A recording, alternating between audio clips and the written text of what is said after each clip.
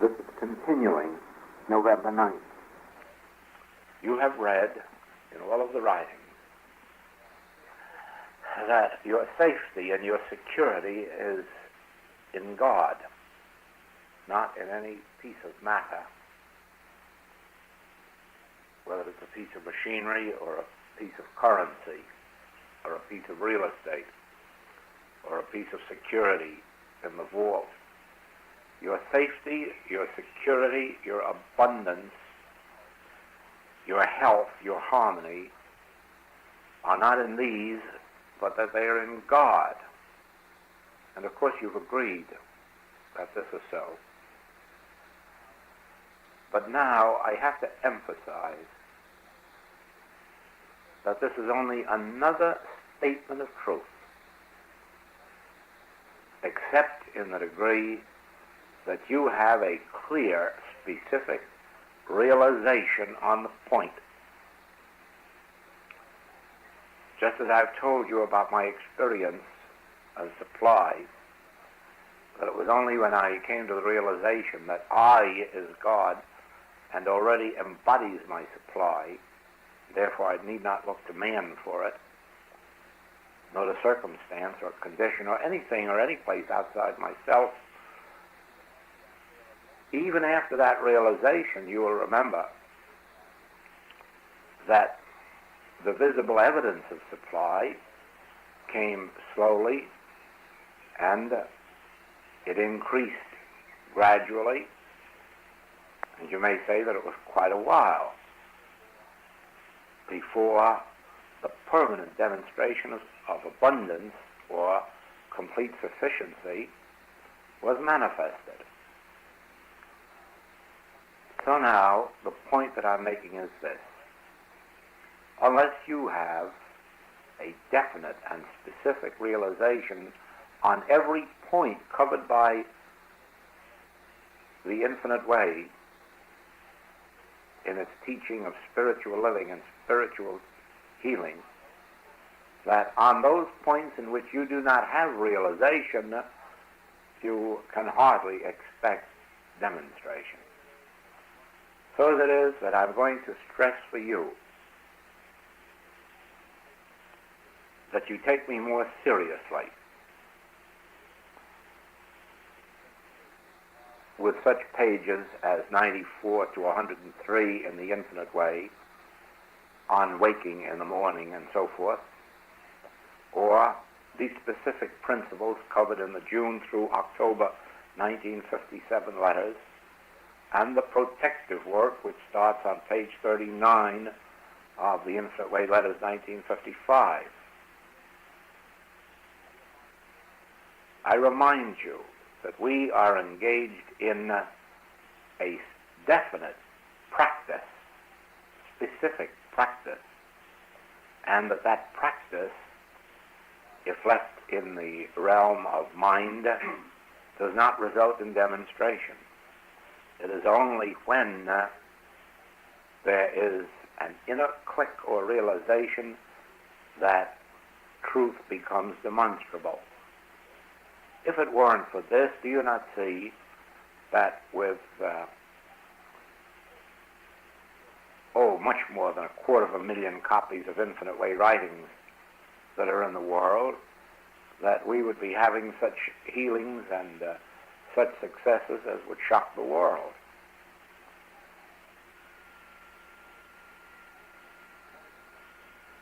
Let us remember this, that your individual demonstration does not depend entirely on the fact that the Infinite Way message is truth, but on the degree of your realization of each specific point.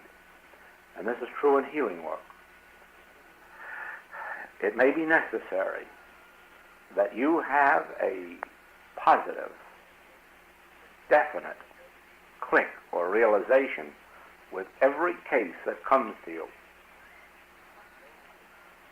until such time as you are so deeply immersed in the Spirit that you may be able to have these realizations only 3 or 4 or 5 times in a day. But going back in my memory to the early years of the practice, I can tell you that it not only took specific realization with each case, but oh, how many cases I had that took weeks and months with specific realizations every day, sometimes 2 or 3 times a day.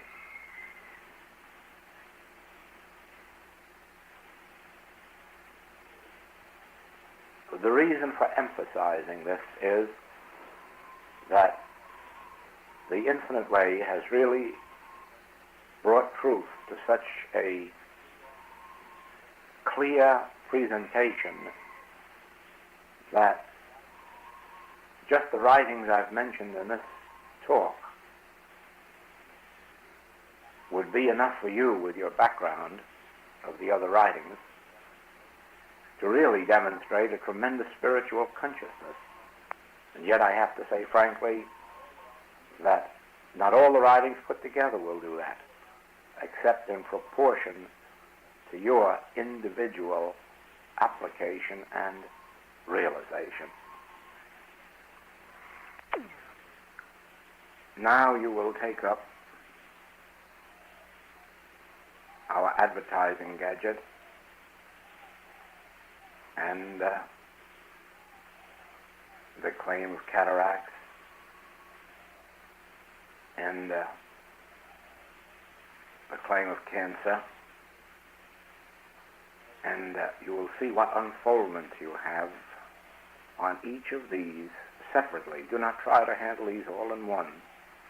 Take them one by one and see what response is brought out in you. Then wait for the click that tells you that there is a spiritual response. And of course, don't forget to let me hear from you every once in a while with what unfoldment is taking place within you.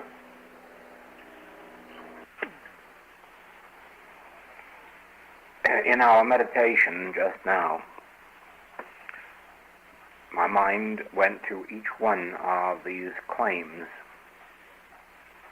to which we are giving specific attention. And in each case, the answer was the same, that these are man-created things, man-created beliefs, mind-created. And therefore not true creations.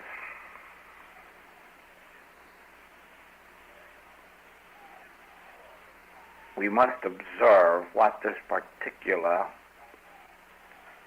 facet of truth brings forth in our individual healing work, for that is the way we can gauge results. As individual claims come to you,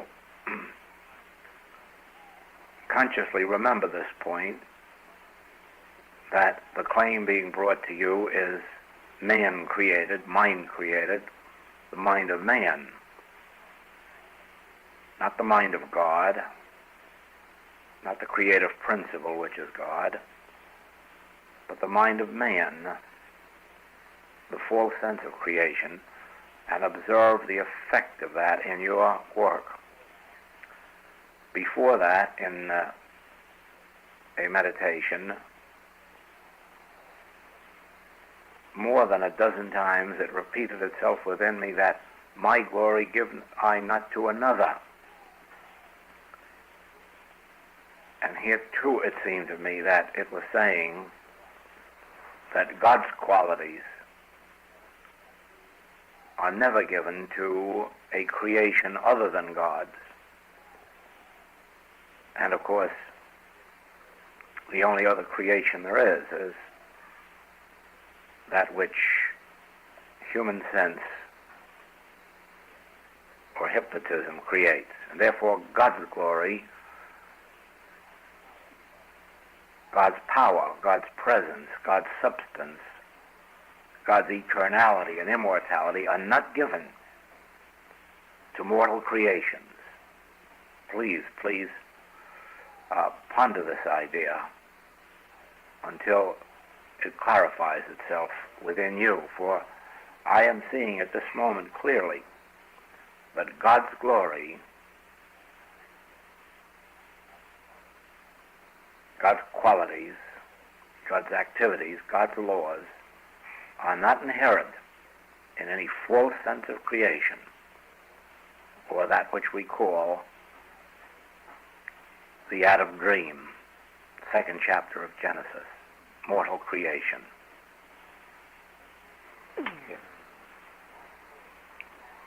My glory give I not to another. God's power is not in hypnotism. God's power is not in material effect.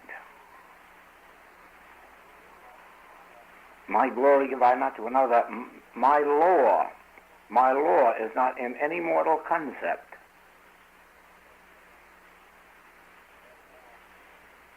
Therefore, no earthly creation, mortal creation, mental creation, has the law of immortality, the law of eternality, the law of continuity.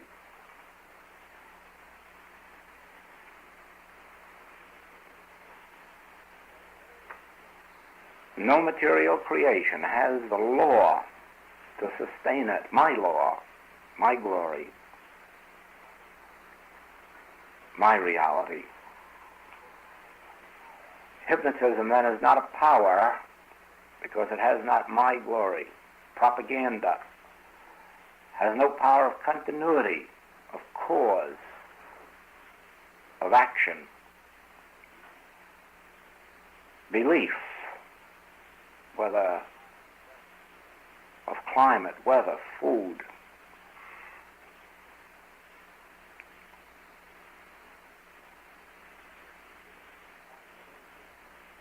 medical or physical theory, none of these has my glory or my law to sustain them, to perpetuate them, to continue them. Here again we see they have only the arm of flesh, nothingness.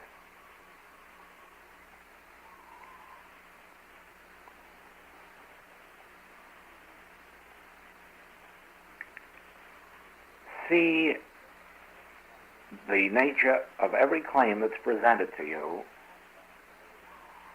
and whether it claims to have power, presence, substance, law, or life, and then apply to it, my glory give I not to another. These are only the arm of flesh, self-destructive, self-annihilating.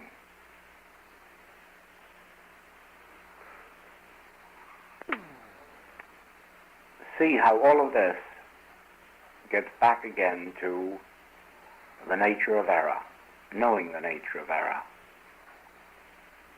Ye shall know the truth, and the truth shall make you free. See how all of this proves the message of the infinite way, that it is not going to God for a special blessing or the setting aside of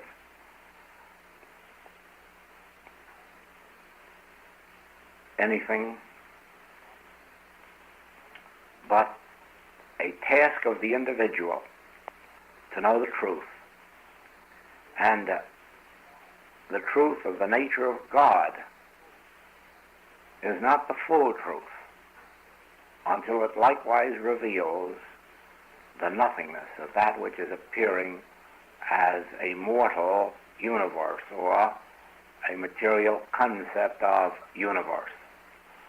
And until we know that no concept, whether as thought or thing, has the glory of God to sustain it, the life or law or substance of God to sustain it, we are not in the fullness of Christ's realization. Okay.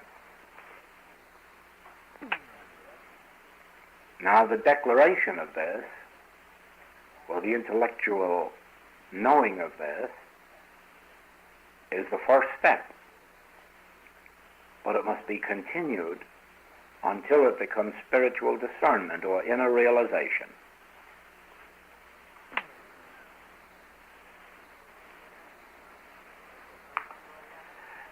This is November 11th, and we have Daisy, Floyd, Emma, and myself.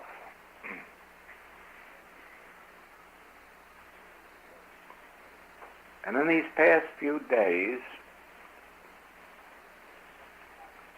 that which has come to light must make it clear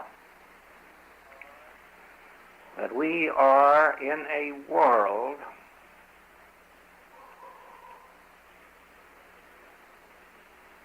that is just full of all kinds of error. Not merely the forms of error, sin, disease, death, accident, war, greed, lust, animality, but more particularly,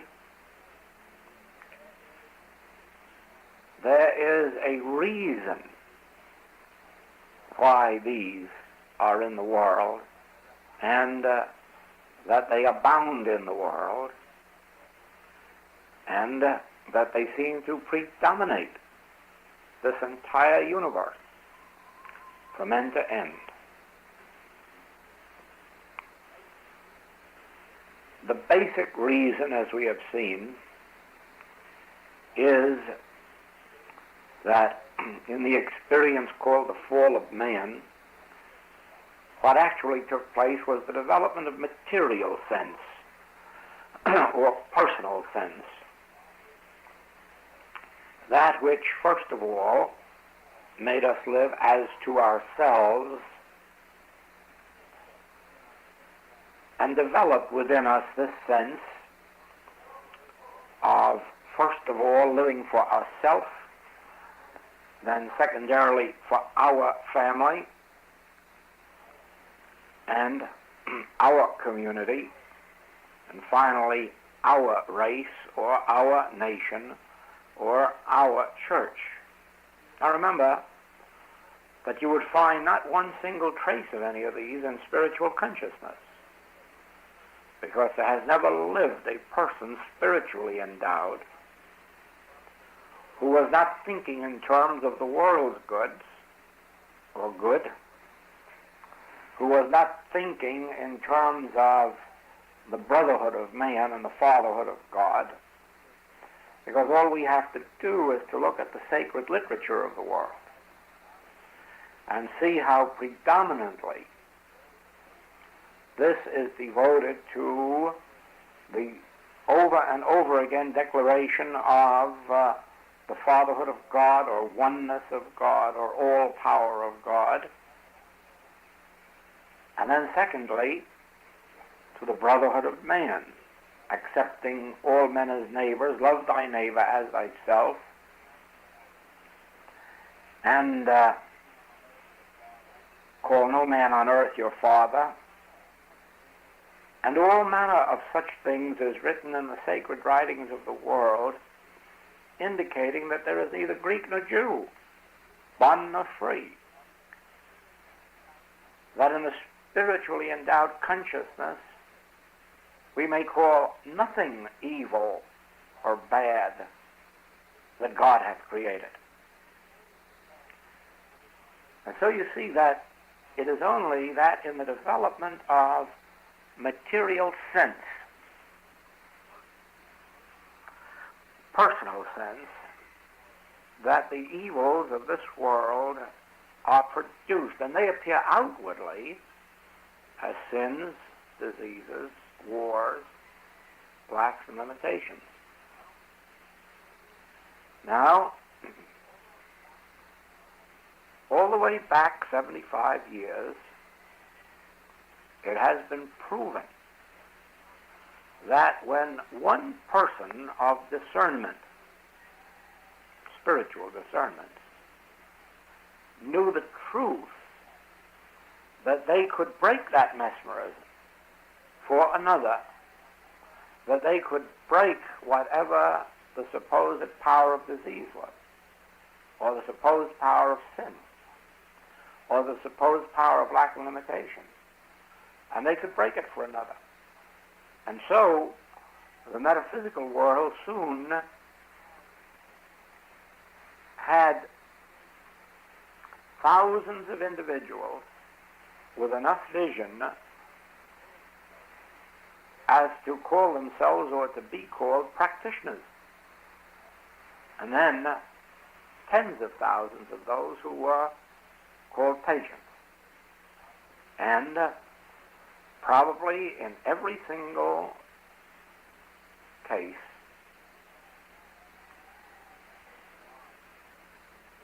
or in the lives of all of these individuals, let's put it that way, every one of these practitioners has broken the spell of sin or disease or death or lack for some of their patients, if not all or nearly all, or perhaps for all of their patients in some degree. Now just think of what this means. All the time this was happening, the non-metaphysicians were not affected. Only the metaphysicians who would specifically say, will you help me, or will you heal me, or will you give me help, received it. And in some measure, probably every one of them received some help. There's probably nobody that was ever in the metaphysical world that didn't receive some measure of help sometime. And perhaps those who had the most spiritually endowed practitioners had the best help, or perhaps those who were more earnestly studying themselves and developing their own spiritual consciousness had the most help. But the point that I'm making is this, that regardless of what you behold in this world today of sin, disease, death, lack, and limitation, you have 75 years of evidence that one spiritually endowed person can break whatever the power is, or supposed power, or operating power, that produces sin, disease, death, lack, and limitation. And so, we come to this wonderful conclusion that if we are suffering now, or any of our students or patients are suffering from the sins, diseases, deaths, lacks, limitations of this world, it is partly because we as practitioners have not risen high enough to release them from this power, but we know now that it can be done, or that they themselves are not cooperating sufficiently in the sense of yielding themselves to it. In other words, a person can't just go on living their ordinary selfish human existence and expect spiritual power to add a lot of glory to them while they give up none of the evil that produced it. So there is a responsibility on both sides. Now, will you see with me the significance of this? There is a way to break the mesmerism that binds mankind to sin, disease, death, lack, and limitation. And we know the way in which that can be done, and in some measure we have proven that it can be done. And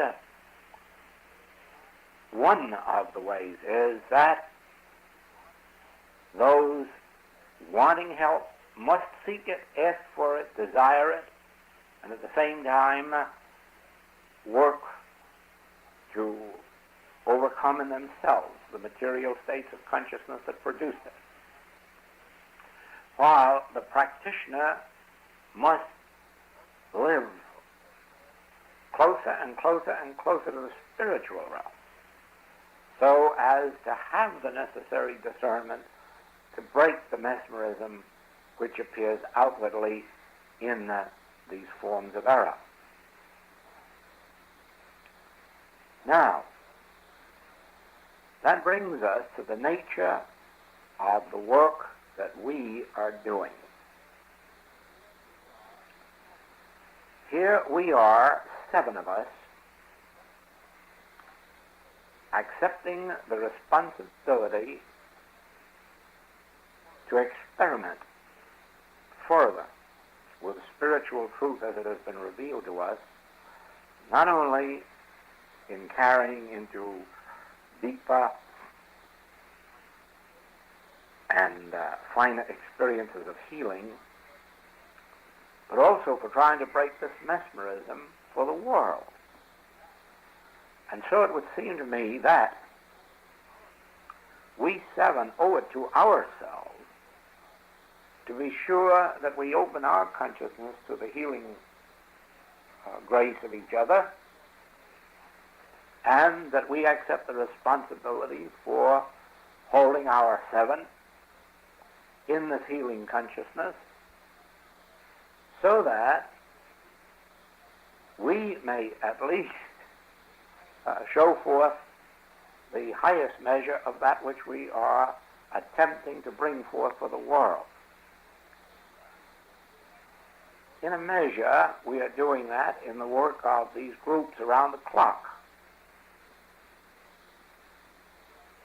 Each individual of such groups is doing daily specific work for infinite way activity, infinite way supply, infinite way students, infinite way patients, and evidently bringing forth great fruitage from it. So I want to make this suggestion today that we start a program like this. Supposing we who are here in this room today start this today, and you at home, when you listen to this tape, use that day as starting.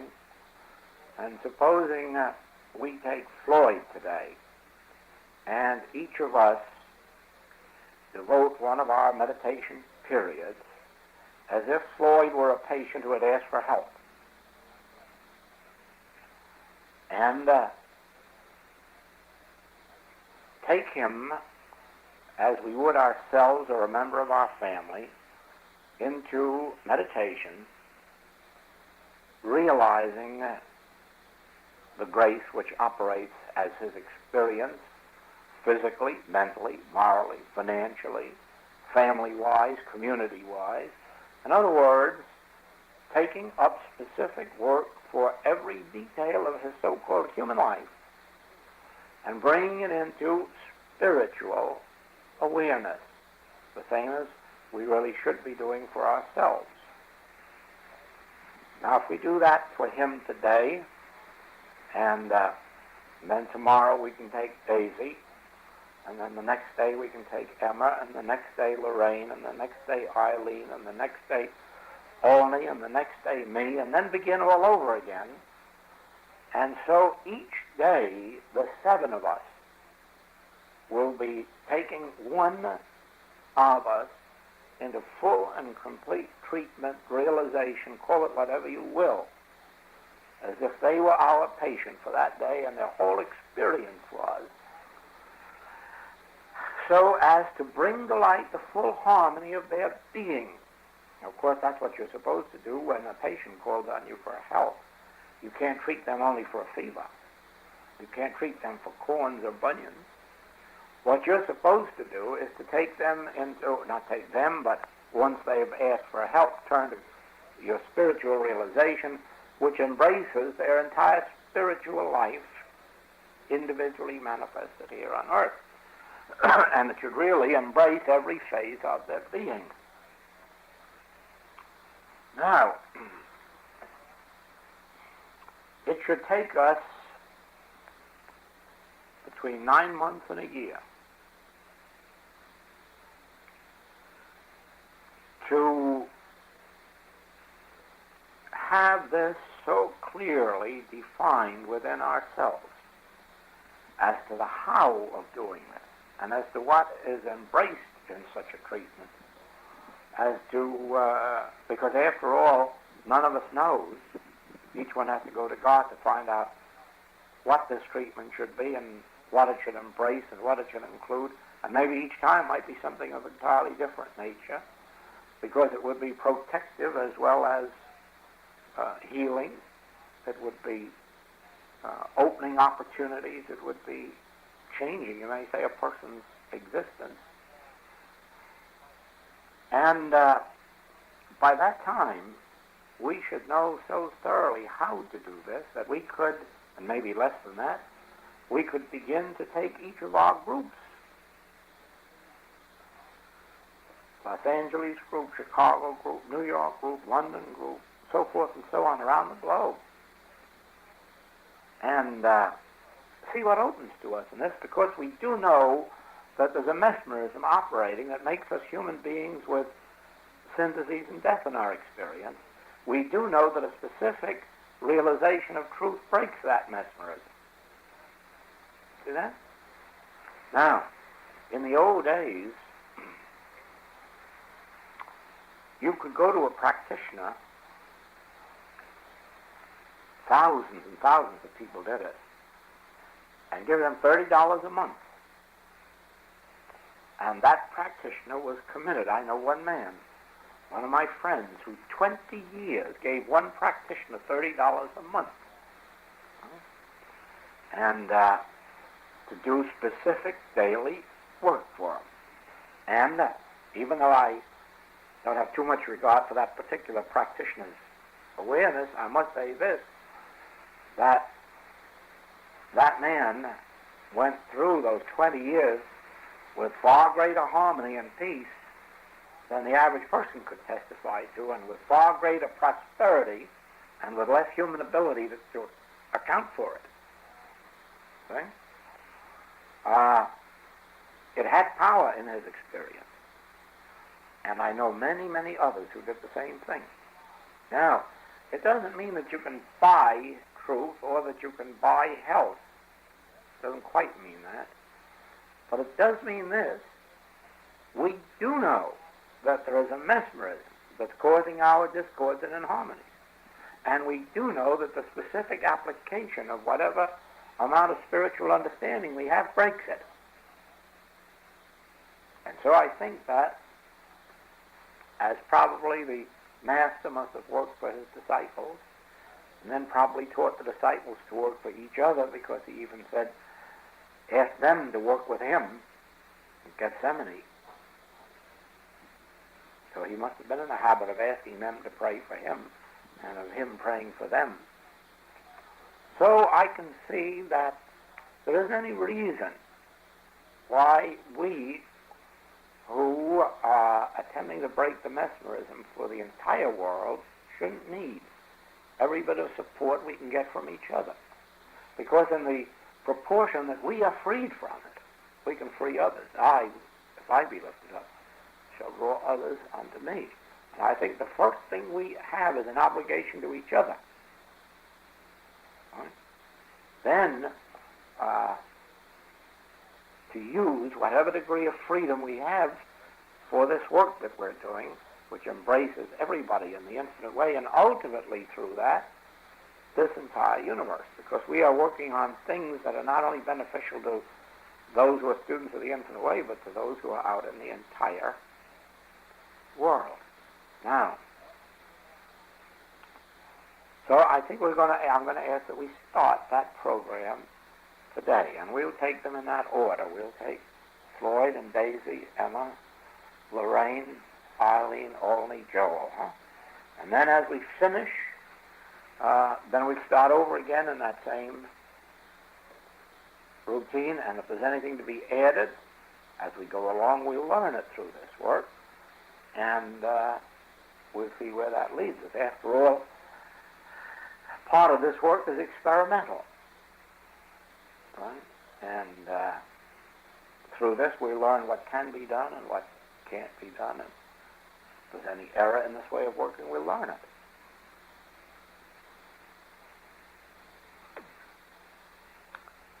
The theme of my work for Floyd just now was that it is, or rather, the reason for our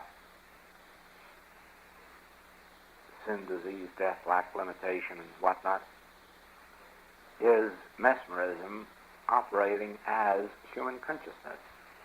and that the remedy is dissolving this human consciousness of mesmerism through our understanding and realization of its nature, that is, having no God qualities, glories, activities, or law.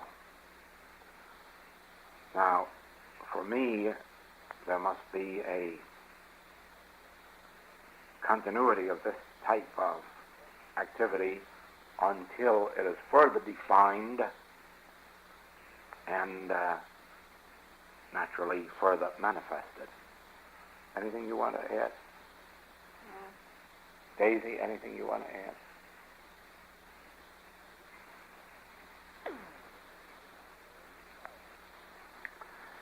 November 12th. I would like to clarify something for you which is not to be found in any of the literature of the world, at least not any that has come to my attention. And one day it will play a very important part, first in the demonstration of the infinite way, and then later in its effect upon the world. You might call this an explanation of the revelations that have taken place the last 18 months concerning the first and second chapters of Genesis.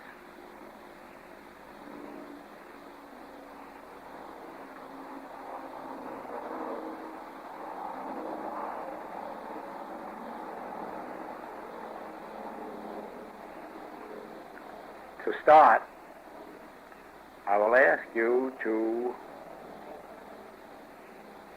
look at this world as you see it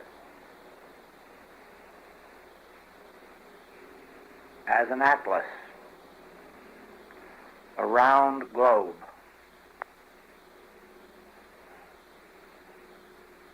And whereas the atlas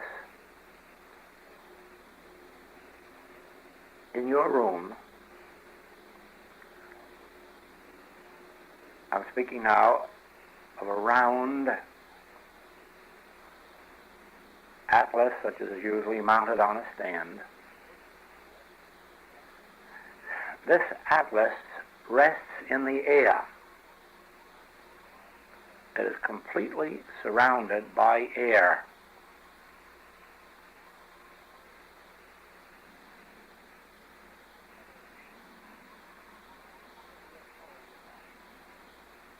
And we are told that our world is exactly that round ball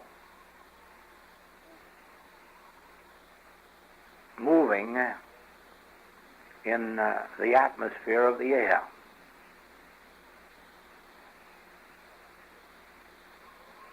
And it is some activity that keeps the world revolving in the air. And so looking at this ball, which is the earth, just imagine now that you are seeing the air currents flowing around this world,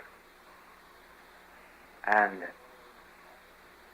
in which this world is bedded.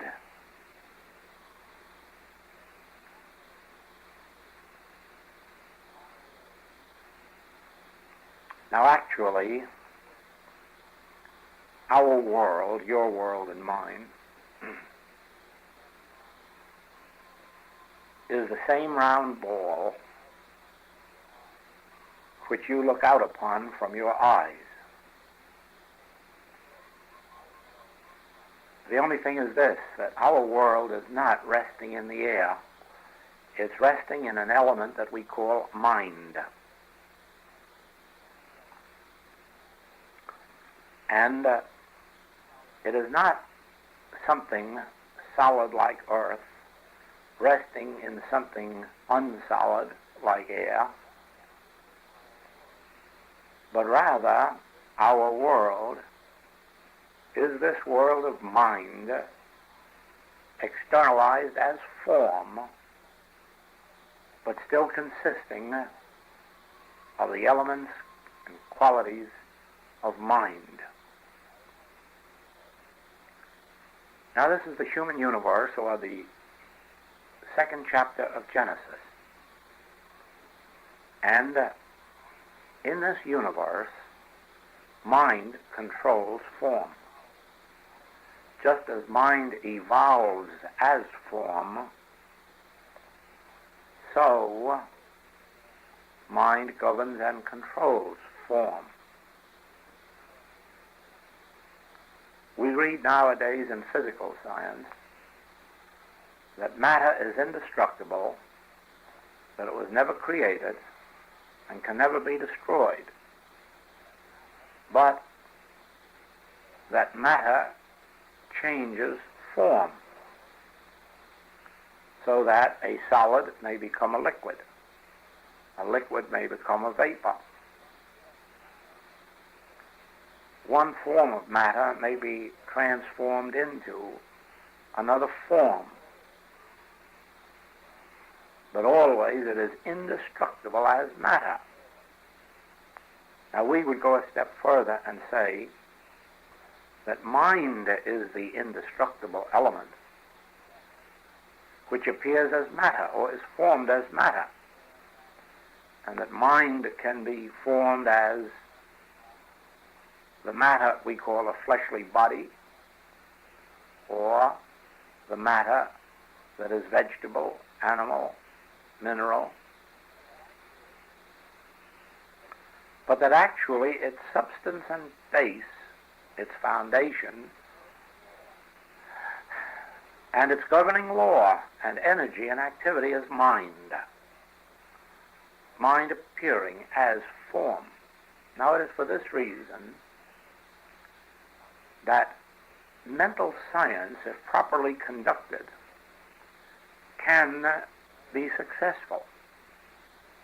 In other words, if you were to engage in the healing of disease by purely mental means, and would sit down consciously, knowing the truth about any and every situation or condition that was presented to you, or if you took a case and decided that you would give it 3 treatments a day, 5 if necessary, 10 sometimes, and that you would keep up a steady run of 15, 20, 30-minute treatments, and that these treatments would embrace every facet of truth you knew,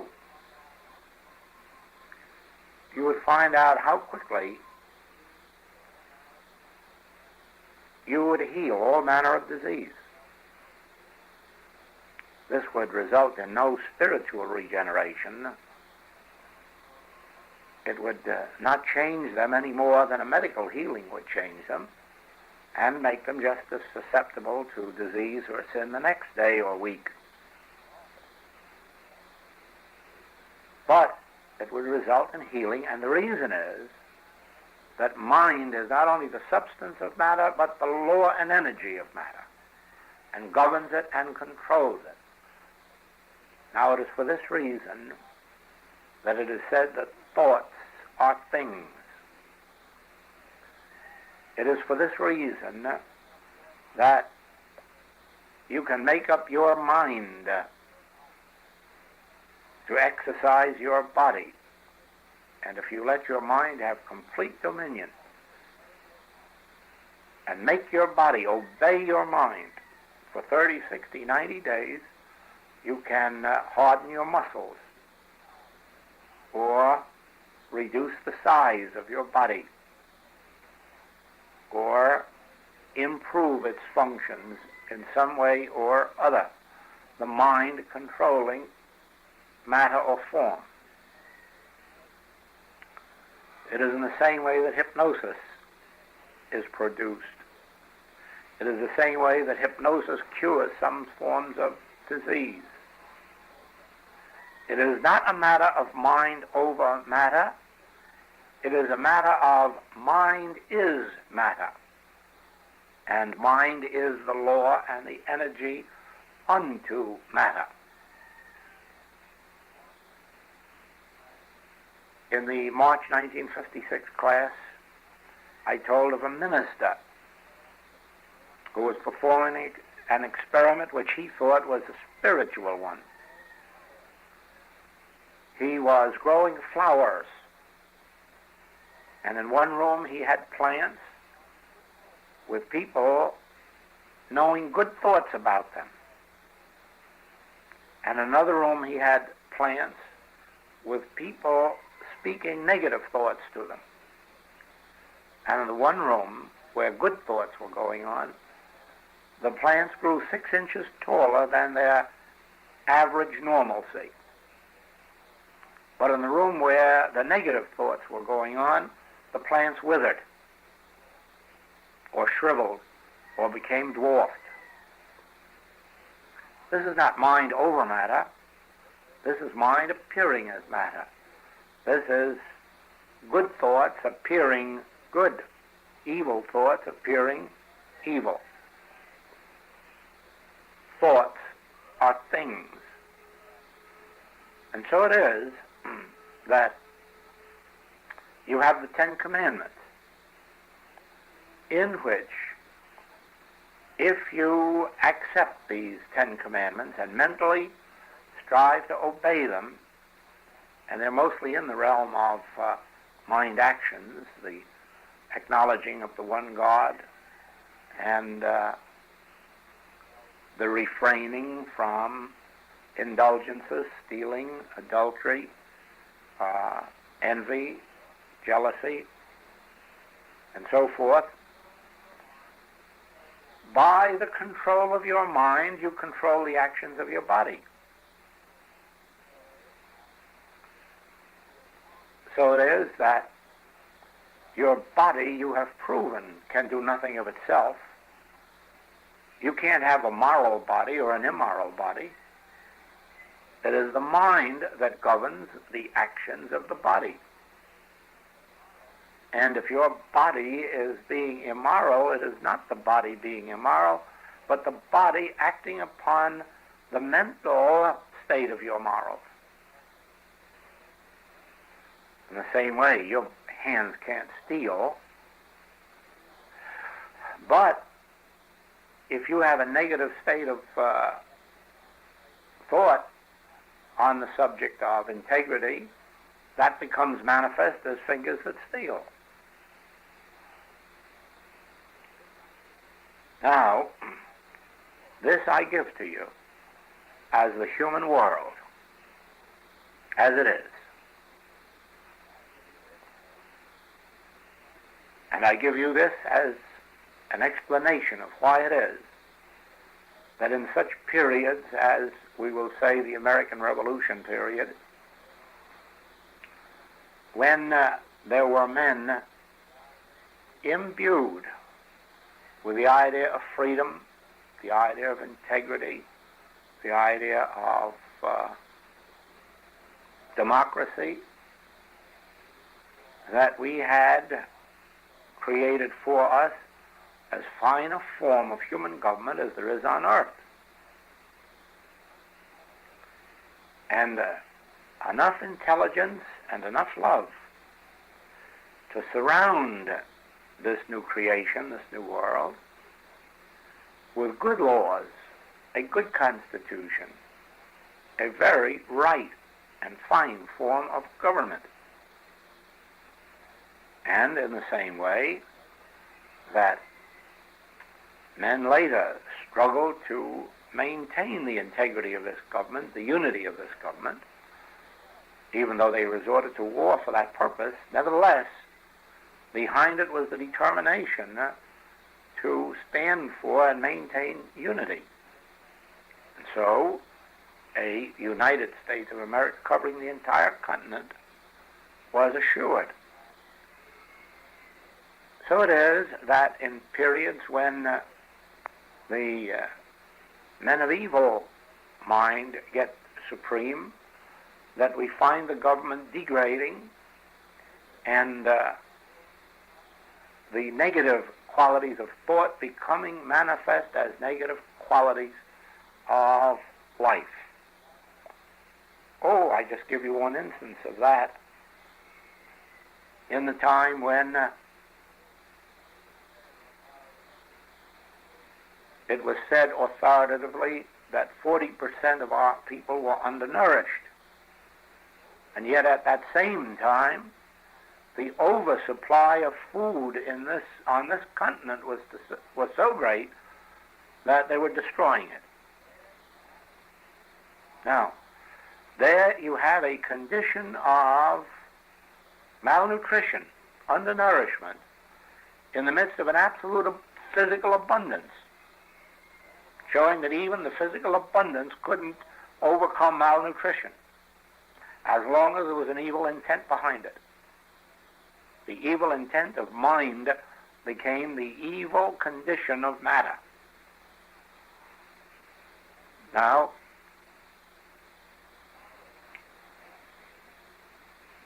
follow this yourself until you see how clear it is that if you live in a community with an element, let us say, of good men and women in office, that you have that condition of harmonious living in your community. We have a condition here in Hawaii that might illustrate that, in that we have and have had for a long, long time a group of women determined to preserve the beauty of even the cities of Hawaii.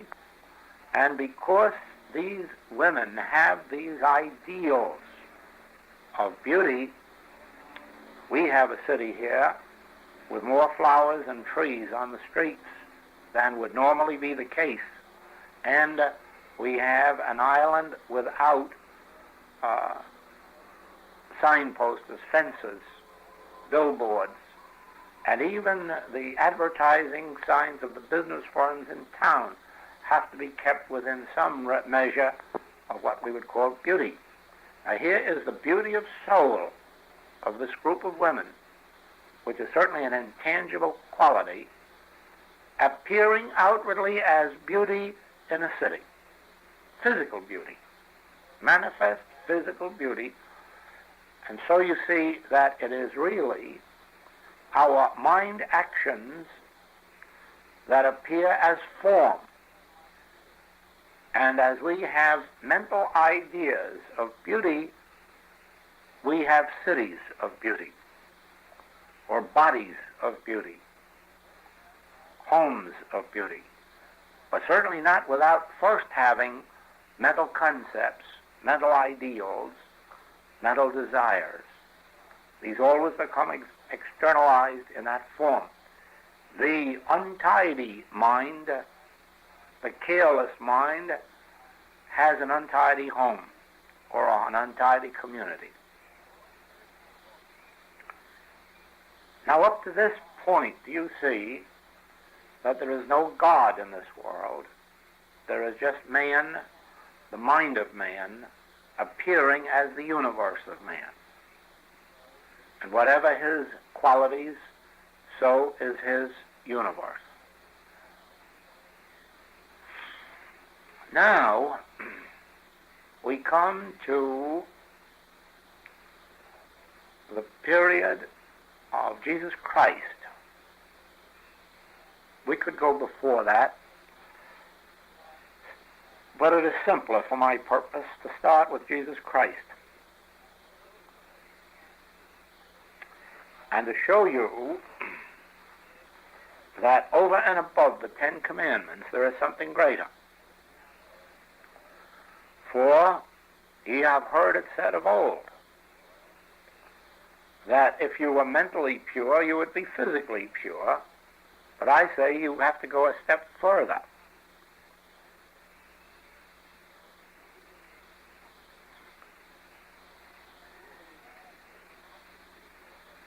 And you will eventually come to see that the Master's secret was this. He was telling of a transcendental presence or power which he called the Father within. Now remember that up to this time, the Hebrew world has not heard that expression, the Father within you or the Father within me. It has never heard that I have a meat the world knows not of. It has not yet been told that there is an invisible bread, an invisible wellspring of water. It has not yet been told that he that is within me is greater than he that is in the world. Oh, I said that I could go back before that to a few of the great Hebrew mystics who knew that there was a he that performeth that which is given me to do. But as a teaching or as a way of life, there is as yet no teaching such as the Master gave that my kingdom is not of this world, not the world of right thinking or wrong thinking, not the world of being morally good or morally bad, not the world of being honest or dishonest. My kingdom is a kingdom of God which is found within you, and it operates itself. You need not resist evil, for the Father within me, he doeth the works. You need not take thought what you shall eat, what you shall drink. There is this transcendental presence or power which is providing these things for you. You need only accept them while abiding in this realization. The Master goes beyond this world. In fact, he says, I have overcome this world. He goes beyond the world of mind and form into a pure essence which produces for him a new world. A world of harmony, a world of peace. Not the peace of this world, remember. Not just the peace that you get from being moral or honest. Not just the peace that you get from being well-to-do. Not the peace that you get because the police aren't after you. But this is different. This is called my peace.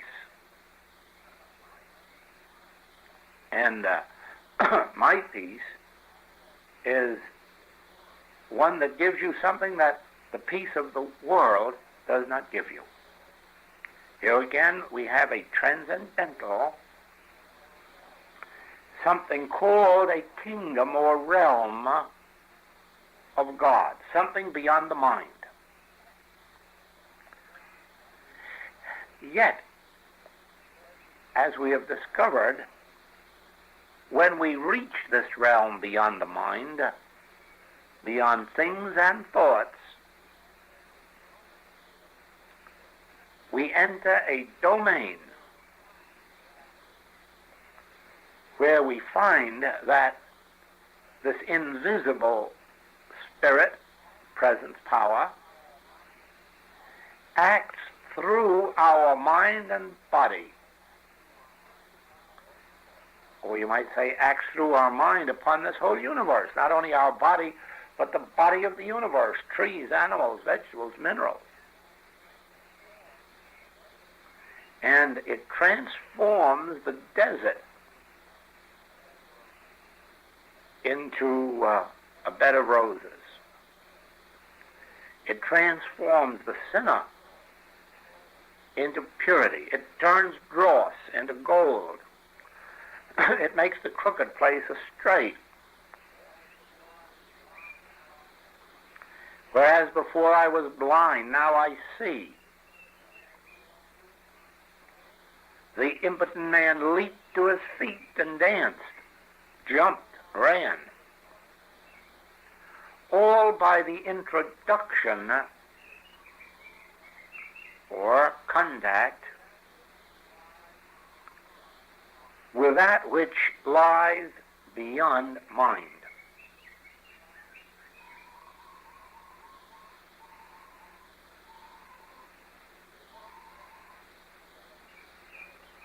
The first chapter of Genesis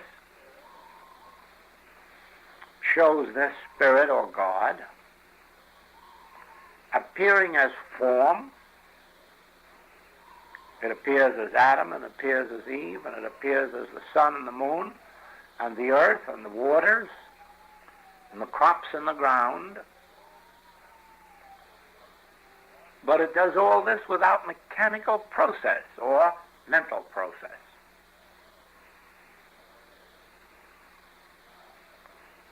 So it is that touching the realm of consciousness, pure consciousness, the realm which is above and beyond thoughts, we open ourselves to an atmosphere of spirit, a realm of God, a kingdom of God, and that spirit in secrecy and in silence transforms our universe. It acts upon our minds and upon our bodies. It acts upon our crops, upon our pets, our animals. It acts upon the nature of mankind, making him more nearly the man of brotherly love.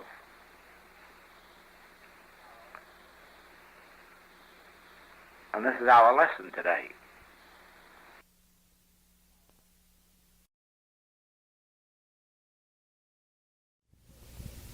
This is Joel, continuing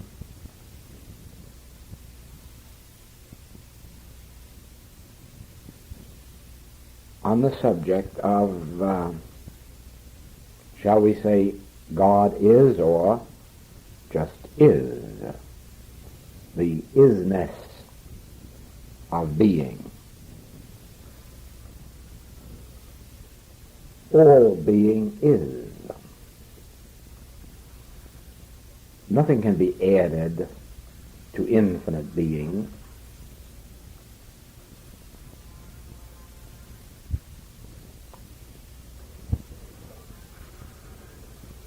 Do you remember when the Master was asked about the commandments?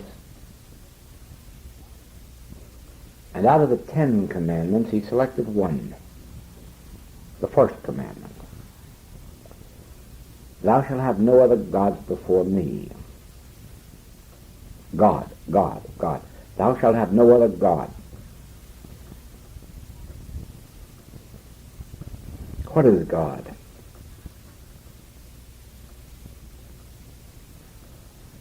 As far as God can be explained, we think of God as power. And so the commandment is, thou shalt have no other power than God. That is, thou shalt not acknowledge that anything but God is power. Can you imagine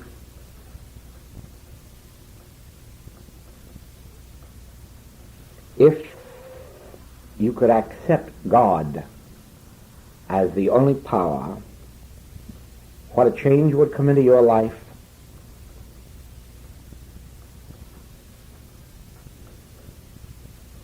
I'll go along with you on that and confess that if I could accept God wholly and completely, if I could realize God wholly and completely as the only power on earth, that my life would be transformed also.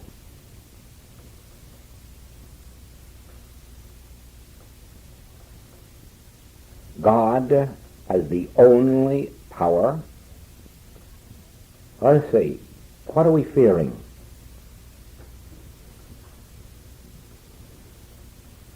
Germs, infection, contagion. God is the only power. What difference now if there is infection, contagion, germs? Since with God being the only power, would these other things have any power? According to the Master, they would have no power except such power as was given them by God. Have you ever thought of germs, infection, contagion as being imbued only with qualities and activities of God? But what else could that mean? Have no other power but God. Do we feel lack or limitation? How could lack or limitation affect us if God were the only power? Do we fear wars? Now, there is really a belief of power, isn't there? Bullets, bombs bursting in air, they sing. Yeah, atomic bombs bursting in air. But according to the first commandment, only God is power.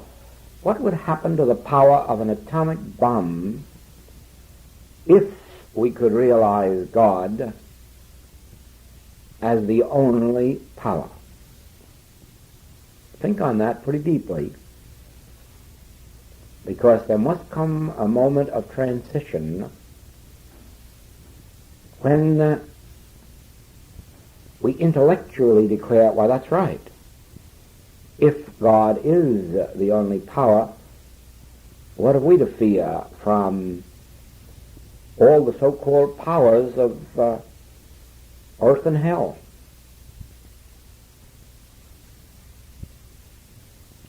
There must be a moment of transition when we go from that intellectual agreement to that place of spiritual agreement that I spoke of on the other side of this recording.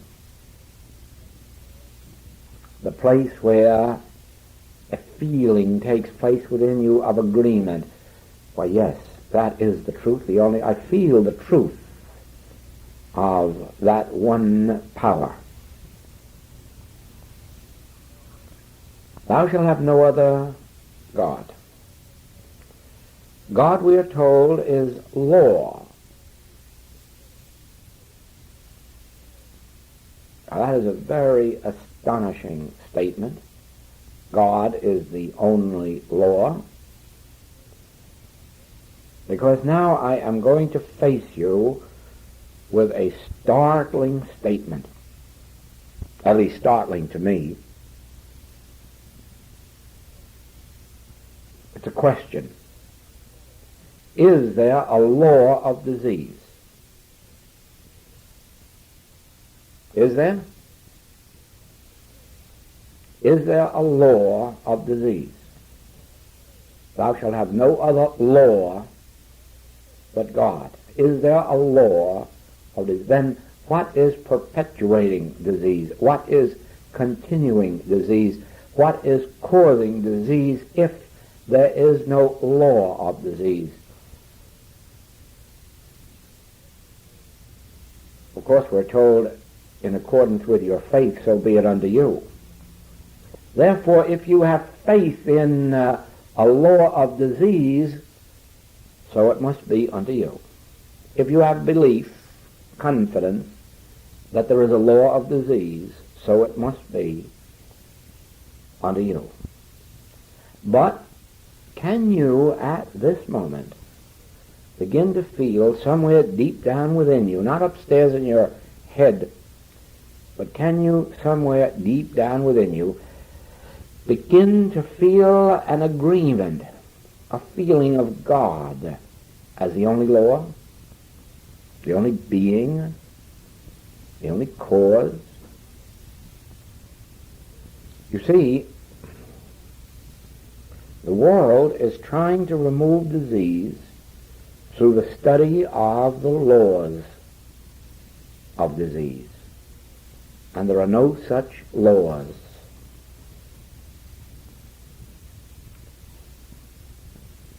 Right now I'm going to tell you a story written by Khalil Gibran. I don't think it's a funny story, but it has its sides.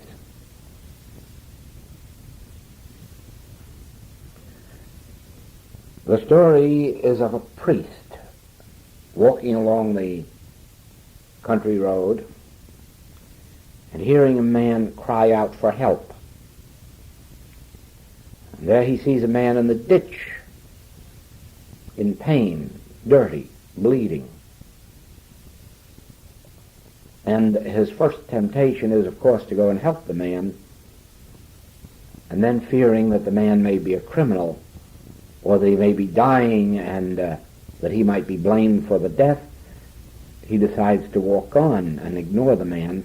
But the man cries out again for help, cries out desperately in his hurt. The priest turns back again to help, but this time fears that the man may be an escaped lunatic, and fearing him decides to walk on, when the man again cries out for help, that he's wounded, bleeding, dying. He's afraid of death. He's afraid of dying. The priest turns back and this time decides to help the man. But the man's face seems familiar, even though not in a very nice way. And the priest voices that thought, haven't I met you? Don't I know you? And the man says, why, yes, I'm your best friend. Best friend? I don't recognize you. Well, yes, I'm your best friend. I'm the devil. Oh, the priest then goes on at a great rate, berating the devil and asking only for the devil's death and wanting the devil's death. But the devil says, oh no, hold on. I'm your best friend. How would you make a living if I weren't alive?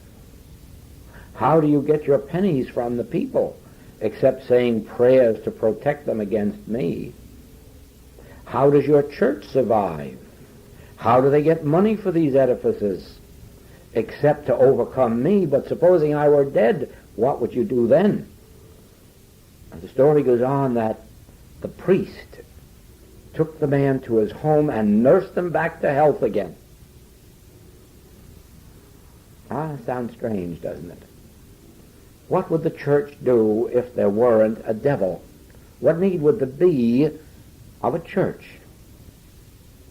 Well, you know, when I read this story, the thought came to me, what need would there be of practitioners, metaphysical, spiritual practitioners, or teachers, if you could believe that God is the only power and the only law, and there is no power in sin, no power in disease, and no law of disease, nothing to cause it, nothing to perpetuate it.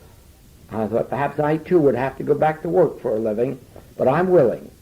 I am perfectly willing to give up my ministry and go back to selling merchandise on the road, if only I could be assured that we, all of us, could, from this moment on, learn that we must never fear the devil, because he has no existence, never fear the power of a disease, because it has no law, no power whatsoever, according to the Master's teaching and the teaching of all spiritual wisdom, remember. Only one power, only one law, only one being. Think, because this is the point that I am leading up to. Think. There is nothing in all this world to pray for or against. There is nothing in all this world to use God power against. Since there is no devil, there is no power apart from God. There is no law apart from God. There is no law of sin, no law of disease. So no longer do we have to turn to God to overcome these, to help us rise above them, to destroy them or remove them. And that is the function of this teaching that I'm giving you today. This teaching which we may call is. Just the two letters, I-S, is, just as simple as our previous teaching, that which brought the infinite way into existence. Also a two-letter word, A-S, as. God expressed, manifest, as you and as me. God appearing as your being and my being. God appearing as, God manifest as this universe. No selfhood apart from God, since God appears as this universe. No condition apart from God, since God appears as the substance and activity of this universe. God appearing as, and doesn't that logically lead up to this? God is, and is all there is, and this is has neither good nor evil. This is has no point of comparison, since it always, eternally, immortally is what it is, and that is spirit. It isn't some degree of human good, nor is it some degree of human evil. It just is spiritually, harmoniously, joyously, eternally, infinitely, immortally is. Now just think. Law is, but not good law or bad law. No. The only law which we call God. God is. Power is, not good power, not strong power, not bad power, not evil power. Just power, one power, that's all there is. Thou shalt have no other God, no other power. There's only one power. That power is. It doesn't oppose anything. No use praying to it to overcome your enemy. No use praying to it to overcome sin or sinful desires or appetites. No use praying to it to overcome disease, since there is only one power, and the power that is God. You see, the state of consciousness that we must be coming to now, after these years of the study of the infinite way, the state of consciousness to which we must be coming is a state of consciousness called is. Resting in that is. It is. Think of the dilemma of the church without a devil to preach against, to oppose, to protect from.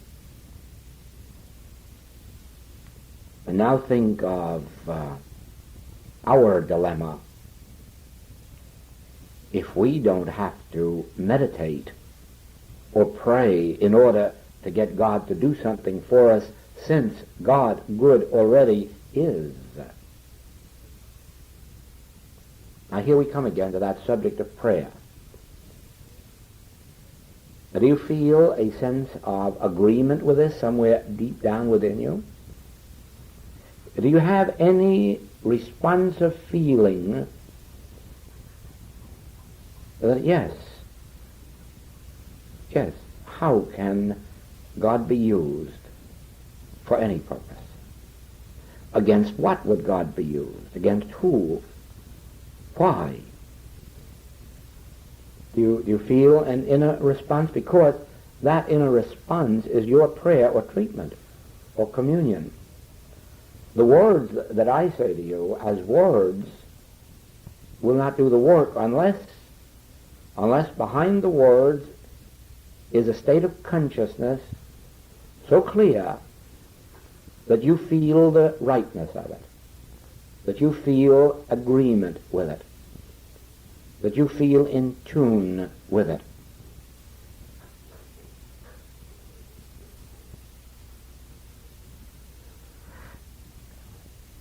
There is a Hebrew prayer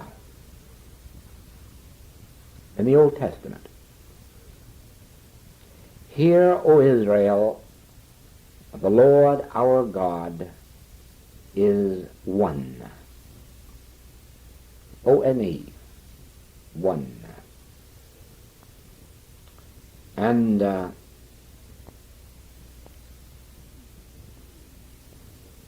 Mrs. Eddy, many, many years ago, so definitely saw the meaning of that she uses it as one of the bases of Christian Science,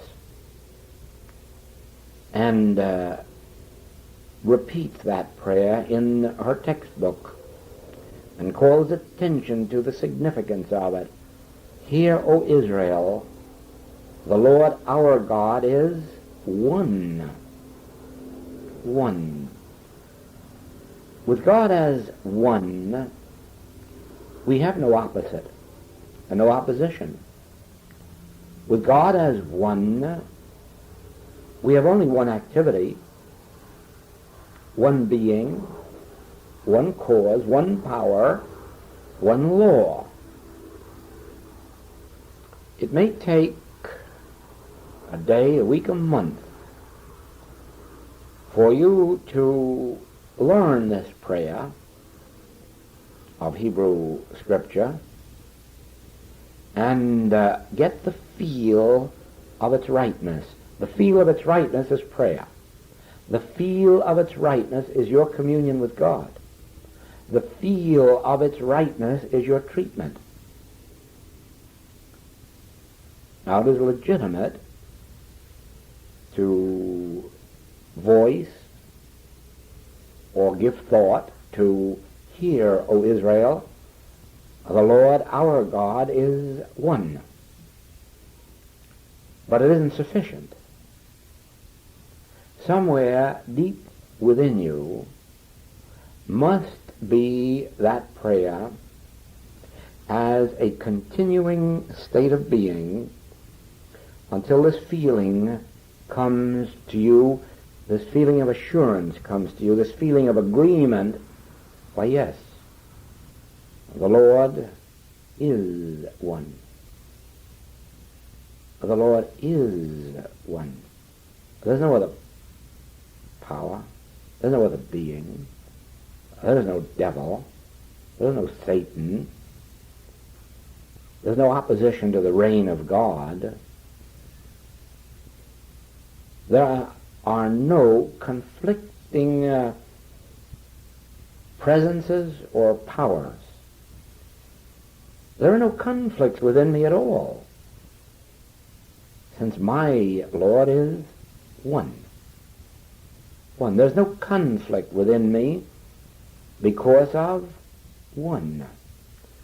That one is. That one is.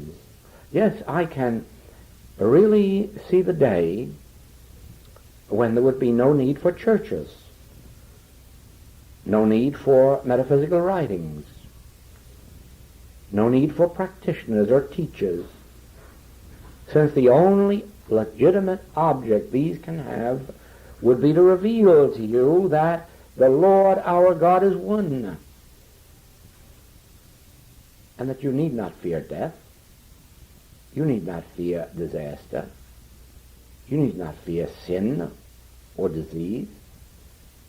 The Lord our God is just one. One in being, one in essence, one in cause, one in effect, one infinite good. You see, what happens is you are led to a state of consciousness in which you do not even, by suggestion, think of turning to God to do something for you, since that which you are thinking of already is. You never come to the state of consciousness of a person praying for something or for somebody. Your whole prayer becomes that feeling of inner agreement. Is.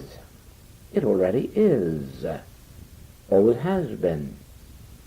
Before Abraham was, I am. Lo, I am with you to the end of the world. I will never leave you nor forsake you. You see? Is. Am. Is. I am with you. It is so. No more reaching up there mentally for some statement of truth. There is only one statement of truth. And it comes in one word. Is. It already is. I'm thinking just this minute of that statement that came to me many, many years ago, and I think you'll find it, yes, in the infinite way. That which I am seeking, I am. Do you see that again? Is. Is. It already is. I can give up seeking. I can give up searching. I can even give up praying. It already is.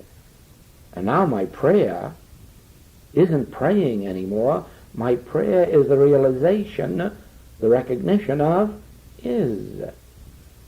Just think, whatever of good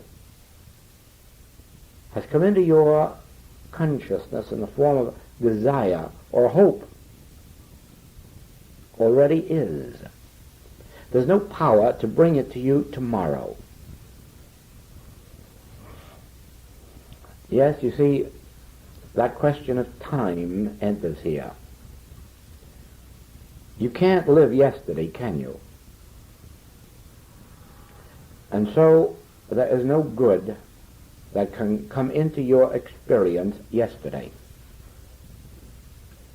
And so far as we know, no one has ever lived tomorrow. It just seems to be an impossibility,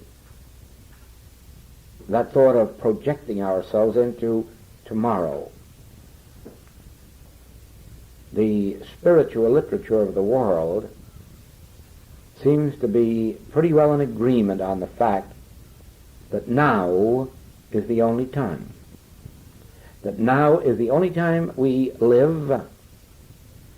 That now is the only time we ever will live. And for that reason, now just is the only time. Now you see, a prayer that would have to do with such a time as yesterday or last year or the last incarnation would be a waste of time, wouldn't it? Because you never will live in your last incarnation or even in your yesterday. You never will live an hour ago. So there's no use of praying for or about anything that concerned itself with an hour ago. Let's forget the past. Let the dead bury the dead. Let yesterday bury yesterday.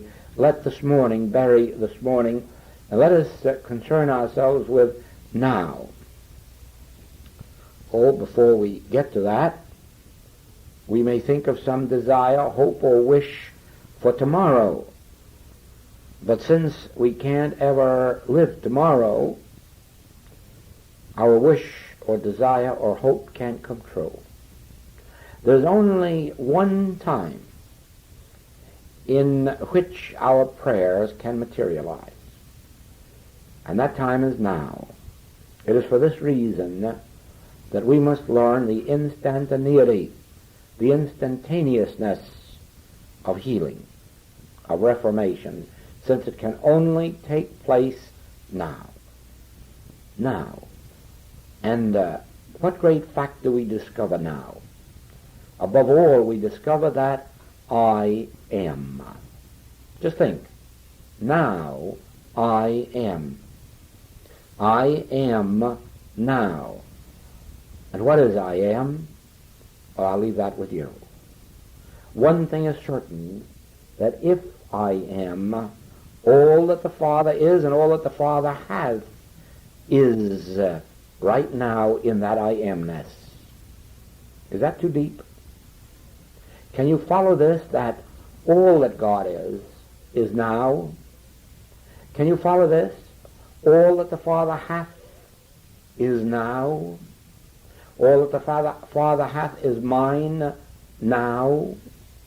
All that the Father is, I am now. Do you follow that? Because if you do, you are again saying, well, that's just that is again. Yes, it's that is again. Not to be hoped for, not to be prayed for. Why not? Because in this now, there is only the one power, the one presence, the one law, which I am. All that God is, I am now.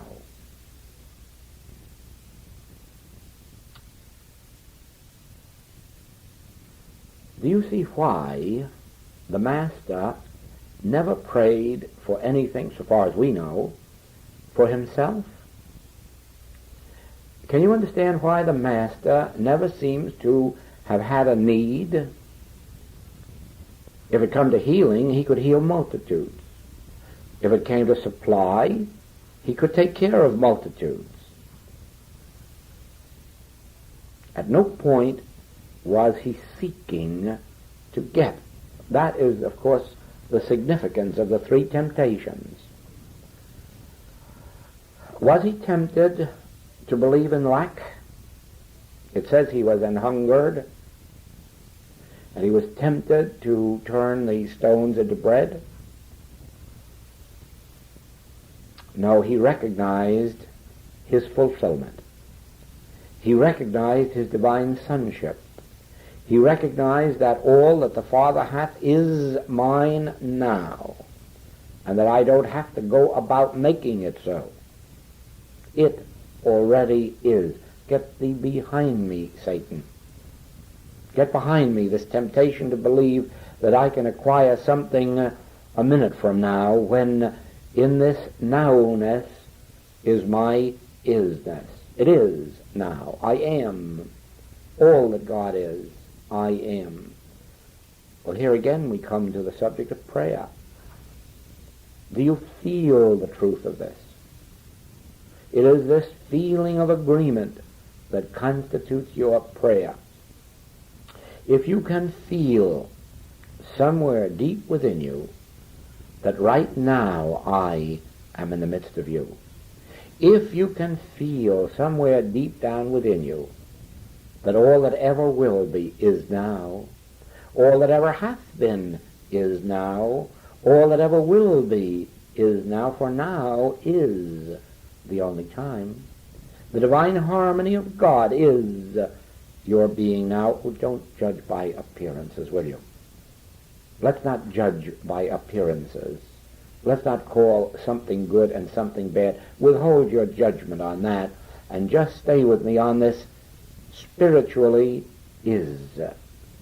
Spiritually God is. Spiritually the one power is. The one law is. Spiritually, with spiritual discernment, I feel that all good is now. No, there's no use opening my eyes and looking at that cemetery across the street. Because if I judge by appearances, the world is just full of skies that sit on mountains, of tracks that come together.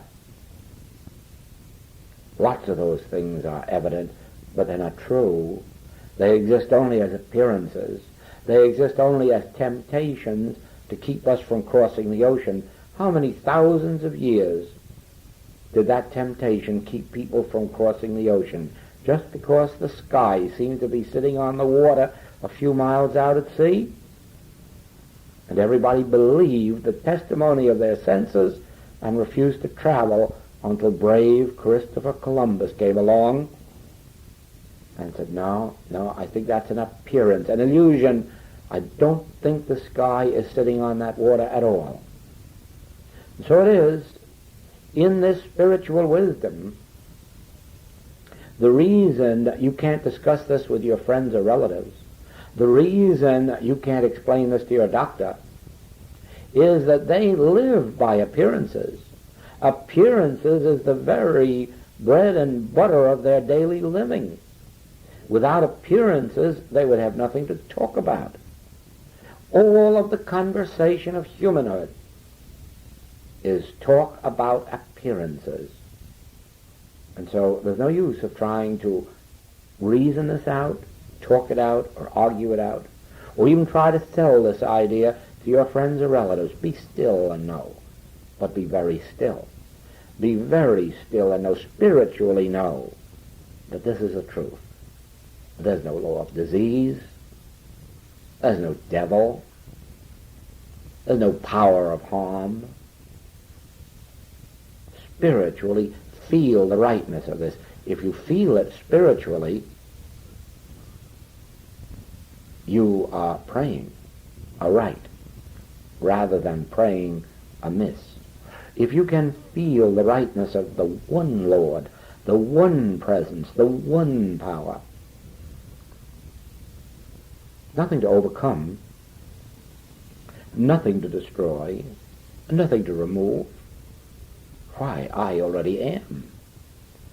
It already is. God already is. Harmony already is. At this point, I remind you, your difficulty and my difficulty is that as we walk through the experience of everyday affairs, the temptation will continually arise to say good or bad, sick or well, rich or poor, lack or abundance, sin or purity. Continuously we are faced with not only the Master's 3 temptations. With us there are 3 million temptations. Always the temptation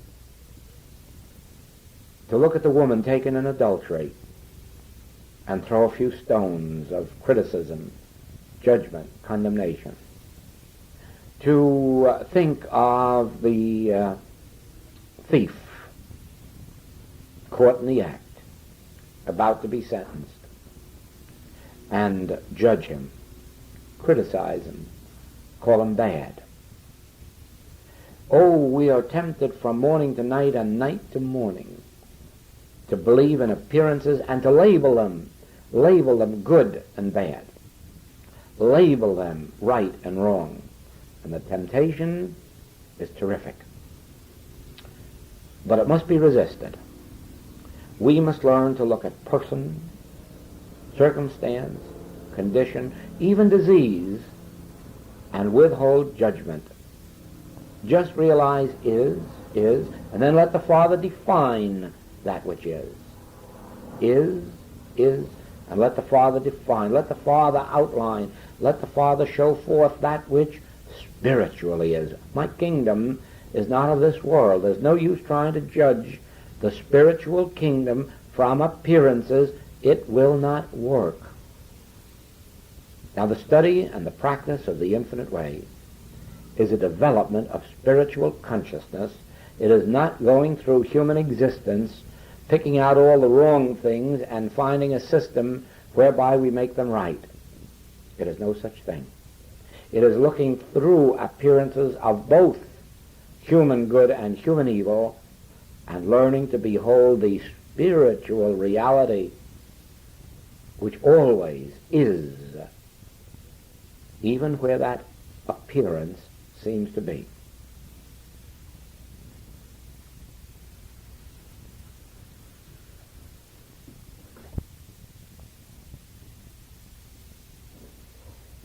Now you will understand better what our friend Lao Tse meant when he said,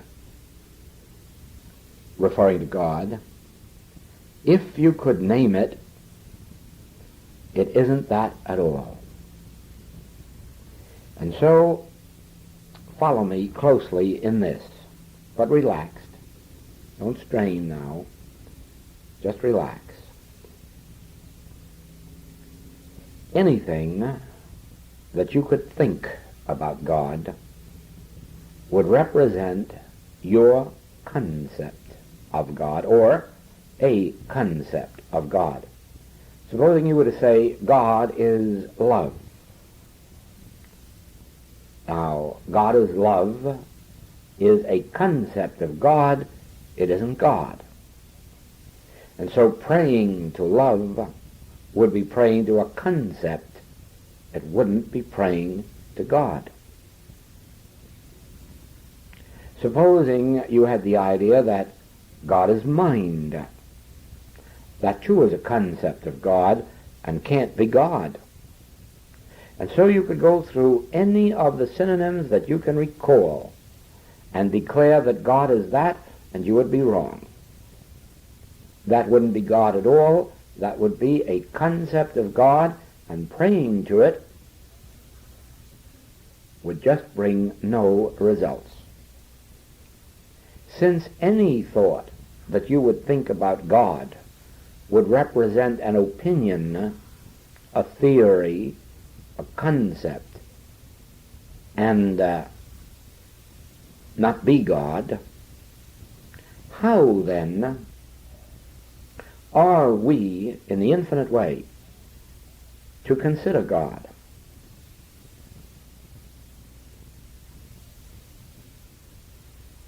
Actually, there's only one thing we know about God. God is. Of that you are as sure as I am. God is. Now, you may have no way of knowing whether God is mind or God is life or God is love. These may just be quotations.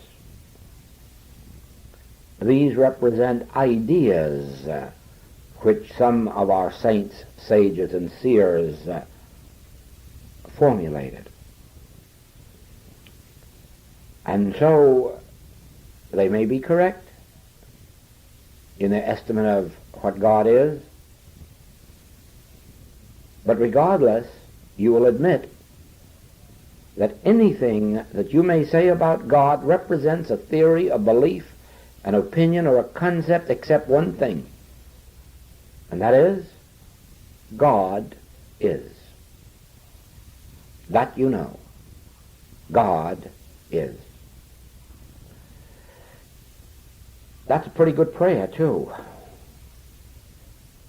Acknowledge Him in all thy ways, and He will give thee rest. Acknowledge Him. Acknowledge God is. Thou wilt keep him in perfect peace, whose mind is stayed on thee. On whom? God, the God that is. God is.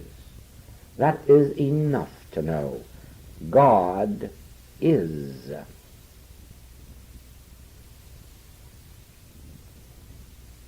Acknowledging that God is, what more can you do in the way of communion with God than that inner acknowledgement, that inner feel of rightness? Why, yes, that I know God is. All else may be speculation. All else may be my opinion or yours, or his or hers. But one thing no man can take away from me, no person, no book, no teaching can ever separate me from the realization that God is.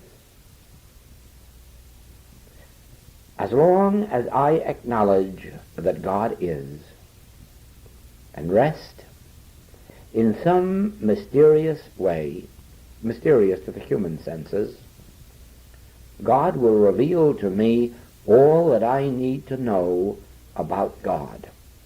And so I have been leading up, slowly but surely, to this point. Do not be concerned with what anyone teaches about the nature of God. Do not be concerned with what anyone has written about God. Many of the things you read and study may appear right to you, appear correct. Many you may question. There is only one fact about which no doubt will ever enter your thought. There is just one fact in which you can feel in complete agreement, inner agreement. God is. And be satisfied with that until God reveals to you within your own being what God is and when God is and how God is. Let God reveal itself to you. I have had my own inner experiences with God, with the realization of God, with the actual feel of the presence of God. But I cannot make this real to you. To many of you, I could not even make you believe that I have had the experience. Since if you haven't had some measure of it, how can you possibly know whether I am telling the truth or whether I myself may not be fooled? I know, but I cannot convey that knowledge to you. One thing that I will not try to convince you of, because on this point you are already convinced, you are already in agreement, God is.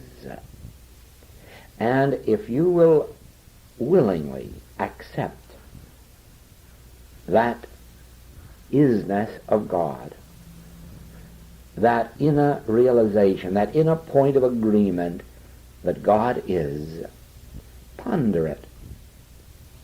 Very, very soon, God will define itself to you. God will reveal itself to you. God will unfold and disclose itself to you, within you, in an original way. And with each experience will come some measure of what we call healing. You won't find health and wealth added to you. You will find that health and wealth have been included in you since before ever Abraham was. You will find that God, being the infinite nature of your being, all harmony, all good, is included in the infinitude of that one spiritual being. But this you will experience for yourself not by believing me, not by accepting my word. I only wish that by your believing me, spiritual wisdom and demonstration could come to you, but honestly, sincerely, frankly, it cannot be so. Spiritual experience can only come to you through your own experience. I can only tell you this, that if you can start without prejudice, without opinion, theory, concept of what God is, just start with the realization, of course, God is, that I know. God is, that I know. And dwell with that. Ponder it. Keep your thought in line with that until, out of the depths of your withinness, the experience will come revealing what God is and how God operates, how God acts in and through this marvelous universe. But all of that will be through your spiritual discernment. And your spiritual discernment will never come through just making agreeing statements with what others have written about God. Spiritual discernment will come with every God experience you have. And you can only have a God experience through voicing the truth. What is the only truth that you know? God is. That's all you know. That's all the spiritual wisdom you know. That's all you ever can know until God reveals more from within your own being. Surely the Hebrew said, the Lord is one. And you have a feeling of rightness about that. But that also is a restatement in another way of God is. We go on from there and say, oh yes, God is one power, one law. Well, you don't know that. You don't know that. You haven't yet had God reveal that to you within. Therefore, as far as you are concerned, the statement that God is one power and God is one law is a concept. To me, it isn't a concept any longer. It is a revealed truth because it was an experience that took place in my consciousness. But to you, that's just a statement that I am making or repeating. Only one thing do you know. God is. That you know. Now hug that to yourself. Live with it. Be satisfied with it until from the beginning of what you already know, what you already have in spiritual wisdom, will be added unto you the balance. To him that hath shall be given. Now you have this spiritual wisdom that God is. And by pondering it, meditating upon it, thinking upon it within your own being, there will be added unto you all the rest of who God is, what God is, how God is. The way will be made clear to you within your own being. You know, I have but one wish for the students of the Infinite Way, and that is not that they may accept what my experience in and with God has been, but that each one may themselves experience God, know God, feel God, love God, understand God, and finally realize Godhood. Aloha on a very beautiful day in Hawaii.